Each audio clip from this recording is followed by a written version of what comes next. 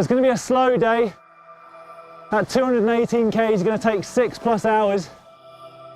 But importantly, it goes over 5 mountains. Well, this stage here, stage 20, is quite unique in the fact that it's the first time at the Giro that the fans have chosen the stage. Last year, RCS asked the fans of the Giro to choose their favourite parts, their favourite climbs, and this is the stage that they came up with. The infamous Mortirolo, the steep, really steep climb, which comes as the penultimate one before we finish up here on the Passo di Stelvio.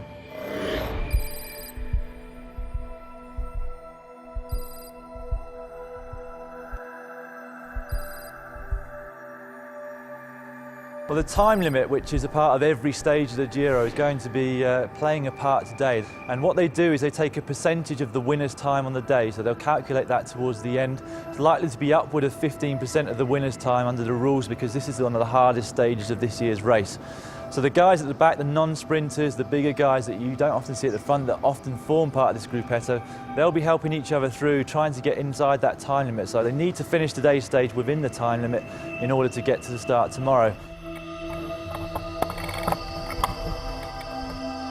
Whichever rider finishes or crosses the finishing line first today is going to go down in the history books as a legend of our sport.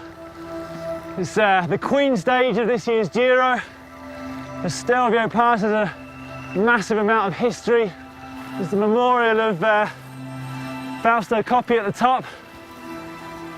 So it's prestigious stage to win.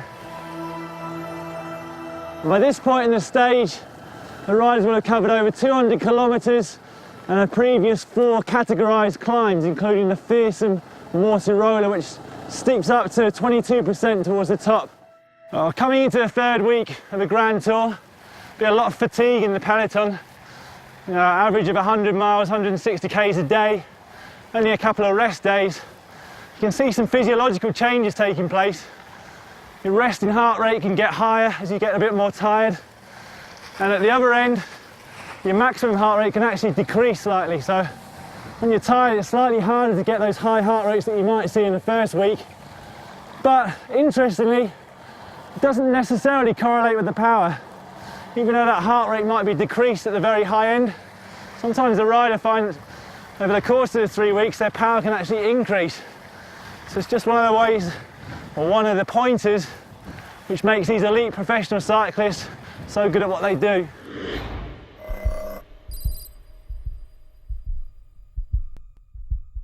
At last year's 2011 Giro d'Italia, only 77% completed the entire 3 weeks of the course, which of course means 23% went home early. Some of it's through crashes, through illness. Some people just get too tired. Some people are eliminated through the time gaps, or the time limit, should I say. But of course, there's quite a lot of riders, over 40 riders going home early. So fueling at the start, so that you've still got enough energy up the end here, is going to be very, very important. We've seen a few cases in the past where riders have got it wrong, and this is a 22k climb. If you get it wrong at the start of today, and you haven't got enough energy at the end here, you could potentially be losing 10, 15 minutes and your whole race could be over on the last road stage of the Giro. That's the last thing that you want to happen. We had Cadel Evans in one of his first ever Giros, just after he stopped mountain biking. He was actually leading the race in the pink jersey, the Maglia Rosa. And he notoriously blew up one day, lost a massive bunch of time and any hopes of the overall victory. And similarly, Jan Ullrich, back in the '98 Tour de France, there was a similar stage where he just completely lost all his energy. Pantani took advantage and went on to win the Tour. Well, as with a few of the other stages of the Giro, the altitude is going to play a big factor today, more than any other stage in fact, because I'm already up here at 2,000 metres just over, and there's still 750 metres to get to the top of this climb. So already here, significantly less oxygen than you'd have at sea level, and that's only going to accentuate itself once you get another 700 metres up. So again, the riders who are used to coping with that altitude, they're going to really benefit from today's stage. In terms of the gearing, on a climb like this up the Stelvio Pass, the riders could probably use some fairly standard gears. So the normal 39.2 front ring, and at the back 25, 23, some cases on the 21 or even lower for some of the riders up here. The complicated thing today is that they've gone over the Mortirola at this point. That's a very, very steep climb, averaging around about 12%, ramping up to 22%. At the moment, we're around about 7%, 8% on this climb, and I'm climbing up here in 39.2 on the front and 23 on the back. There's going to be a few different emotions going through the peloton on a day like today. The guys at the front, they're going to be fully concentrated right the way up to the top. The stage wind's up for grabs. There's still a few bits probably to play for on the GC, either for the pink jersey for the minor placings.